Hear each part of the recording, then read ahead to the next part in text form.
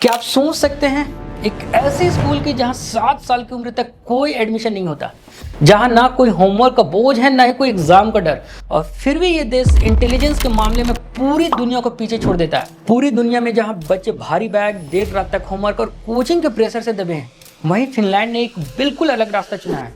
वहां ना तो प्राइवेट स्कूल के होड़ है, ना ही हर साल बच्चे में होने वाले बोर्ड एग्जाम का डर। नहीं, ये कोई फिल्म की कहानी नहीं, ये हकीकत है फिनलैंड की, जहां पढ़ाई बोझ नहीं बिल्कुल एक खेल है। आज हम डिकोड करेंगे फिनलैंड के सीक्रेट फॉर्मूला को और देखेंगे कि क्या इंडिया को इससे कुछ सीखना चाहिए। भारत में हमेशा बेस्ट स्कूल की तलाश में रहते हैं, लेकिन फिनलैंड में बेस्ट या वर्स्ट स्कूल जैसा कुछ नहीं होता।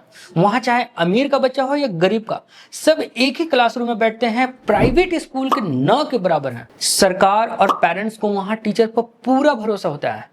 वहां हर स्कूल की क्वालिटी एक जैसी होती है, इसलिए पेरेंट्स को ये टेंशन नहीं होती कि उनका बच्चा पीछे रह जाएगा। भारत में अक्सर एक बच्चा पैदा बाद में होता है, उसके रिपोर्ट कार्ड की चर्चा पहले शुरू हो जाती है।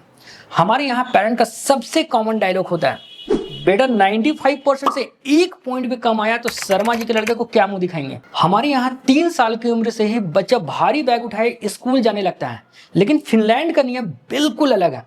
वहां फॉर्मल स्कूलिंग 7 साल की उम्र में शुरू होती है, जहां हमारे यहाँ 3 साल की उम्र में ही बच्चे को ए फॉर एप्पल रटाया जाता है। वहीं फिनलैंड में 7 साल की उम्र तक खेलना कंपलसरी है। 7 साल तक बच्चे को सिर्फ खेलना, दोस्ती और नेचर को समझने दिया जाता है।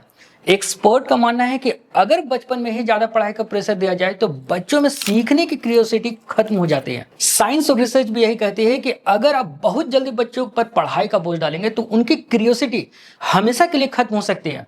फिनलैंड बच्चों को सिखाता नहीं बल्कि उन्हें सीखने के काबिल बनाता है। अब आते हैं उस बात पर जो हर स्टूडेंट को हैरान कर देगी। फिनलैंड में कोई नेशनल स्टैंडर्डाइज्ड एग्जाम नहीं होता। 16 साल की उम्र तक कोई बड़ा एग्जाम नहीं होता। बच्चों को मार्क्स के लिए नहीं बल्कि नॉलेज के लिए पढ़ाया जाता है। वहाँ होमवर्क बहुत ही कम मिलता है। उनका मानना है कि स्कूल के बाद बच्चों को अपने फैमिली के साथ वक्त बिताना चाहिए। कम घंटे पढ़ाई करके भी फिनलैंड के बच्चे दुनिया के सबसे बड़े एजुकेशन टेस्ट पीसा में टॉप रैंक लाते हैं। फिनलैंड में डॉक्टर या इंजीनियर बनना बहुत आसान है, लेकिन टीचर बनना बहुत मुश्किल। वहां टीचर बनने के लिए मास्टर डिग्री कंपलसरी है। सिलेक्शन प्रोसेस इतना कठिन होता है कि सिर्फ टॉप 10% ही टीचर बन पाते हैं। वहां टीचर्स को वही इज्जत मिलती है जो भारत में एक आईएएस ऑफिसर या बड़े डॉक्टर को मिलती है। उन्हें आजादी दी जाती है कि बच्चों को अपने तरीके से सिखलाएं। फिनलैंड में एजुकेशन पूरी तरह फ्री है। सिर्फ फीस नहीं बल्कि स्कूल का मील, किताबें, ट्रांसपोर्ट, और अगर कोई बच्चा पढ़ाई में कमजोर है तो स्पेशल सपोर्ट।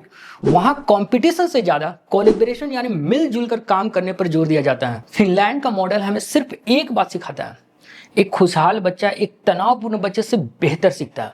शायद शिक्षा का मकसद सिर्फ मार्क्स और डिग्री लेना नहीं है बल्कि एक अच्छा इंसान बनाना है। आपको क्या लगता है, क्या इंडिया में एजुकेशन सिस्टम में भी ऐसे बदलाव आने चाहिए? अपने विचार कमेंट पे जरूर बताएं, और अगर ये वीडियो पसंद आई तो इसे शेयर करें ताकि हमारी आवाज दूर तक जाए।